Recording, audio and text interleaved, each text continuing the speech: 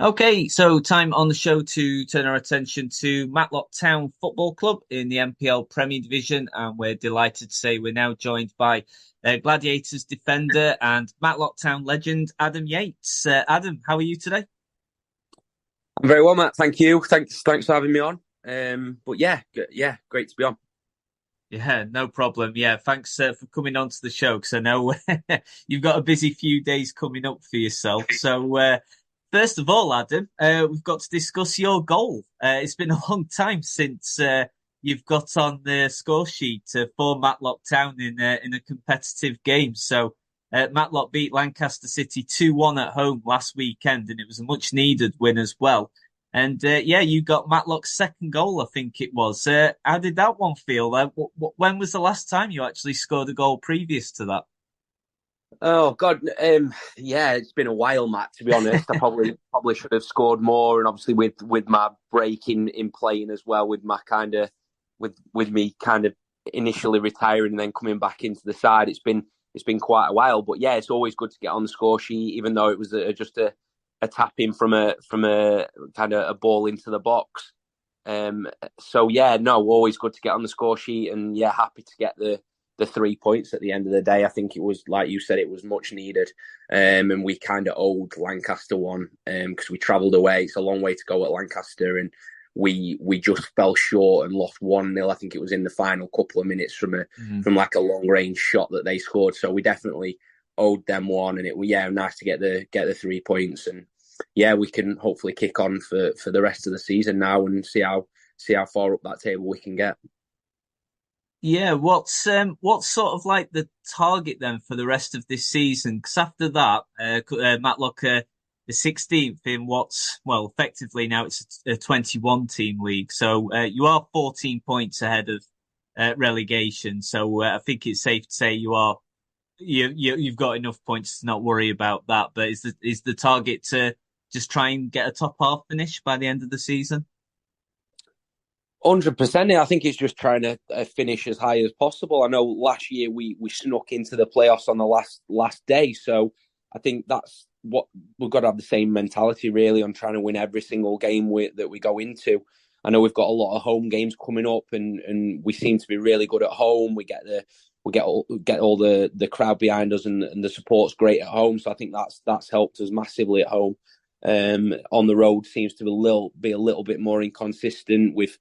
We've fell short over these last maybe 5 or 6 games. I know we've lost at least 3 games 1-0, so we've been kind of the wrong side of the 1-0 results, which are absolutely gutting for the lads when we've travelled a long way and put all that effort in to just fall short, especially as a 1-0 scoreline is hard to take. But yeah, going back to it, I think yeah we just got to take every game as it comes, and kind of try and creep up that table as much as we can. I think it kind of goes out the window now. Really, the table. I think we've just got to try and win every game. I think that's the mentality we've got to have, and I know the gaffer and Wayne are kind of preaching that to us as well. We just got to go into every game trying to win, and we've got some fresh faces in the side, which are kind of coming in at a great time when we needed fresh legs and fresh faces. So yeah, I think it's only going to be positive until the end of the season, really.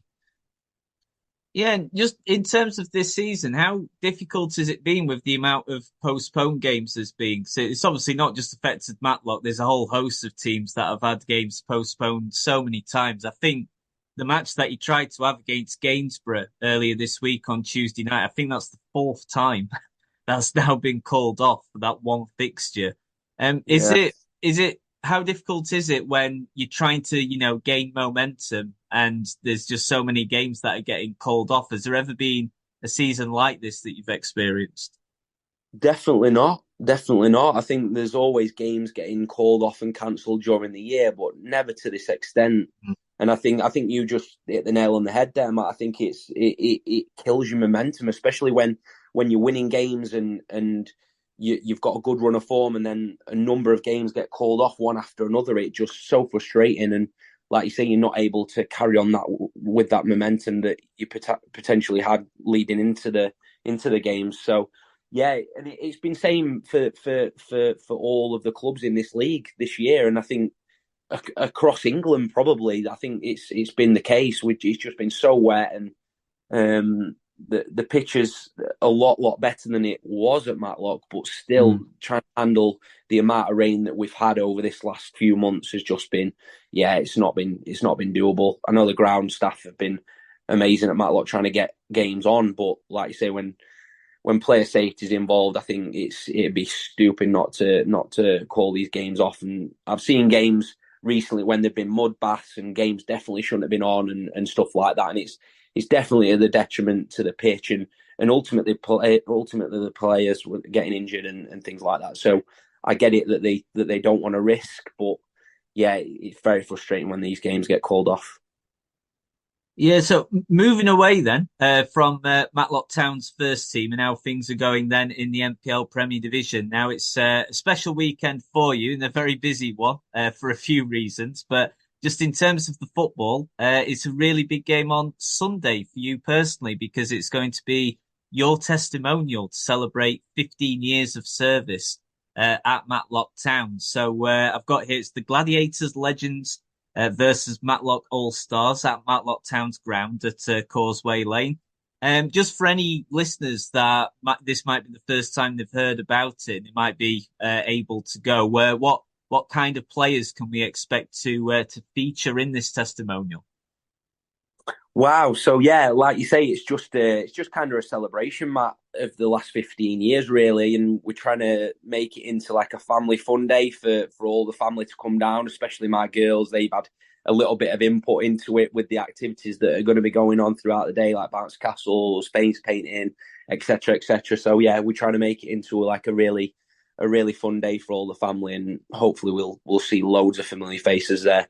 In terms of players then playing on the day, so we've tried to put a team together of legends and all stars, like you said, and we'll see a number of legends down at the lane from Matlock over the years. So we've got James Lukic, we've got Gaz Davis, we've got Bill Barnes. The kind of list goes on, but I don't want to kind of spoil it all for the Hmm. people who come along. There's definitely going to be a few surprises in there, who players that have not been announced. But yeah, there'll definitely be some special guests there, especially on the All Stars side. Well, I've played against a chap called Liam Hardy over the years, who was Buxton Yeah. striker for a number of years, and yeah, there's some really good guys coming along. I know Charlie Ennis is going to skip the side. Um, who's the current FC United captain. So yeah, these guys are giving up their time to come along and celebrate the day with me. And yeah, these guys are brilliant. And yeah, so many happy memories over the years. And yeah, just looking forward to it really. And is this one of those games where, there's a lot of banter before the game, on the day of the game, but then as soon as the whistle goes, does it suddenly all get very competitive then?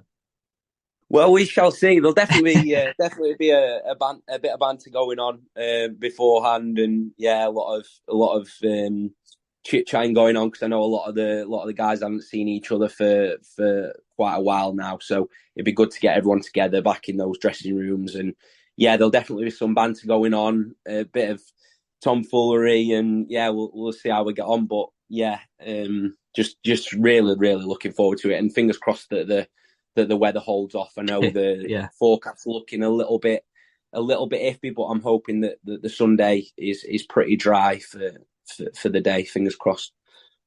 Great stuff. Well, just to clarify, kick-off, it's not at 3, is it? It's at 1 p.m. Is that correct on Sunday? Yeah, I think we decided Vicky, our community liaison lady, who's been a massive part of organising this, and also Rico at the club. I think Mm. we decided to make the kickoff slightly earlier, which I think everyone in agreement with. And I think the gates are actually open from 11 because there's lots of activities going on before the game as well, with like say the bounce castle and all the stuff for the kids. So the gates actually open at 11, but kickoff is at 1 o'clock. I know there's a big football match on after in the club as well, which yeah, it's Liverpool Man U on after, so hopefully people will stick around, have a few drinks afterwards. Okay, fantastic. Yeah, so it's the Adam Yates testimonial to celebrate 15 years of service at Matlock Town. So that's Gladiators Legends versus Matlock All Stars. This Sunday in kickoff is at 1 p.m. But it sounds like there's lots to do all afternoon at the Proctor Cars Stadium as well.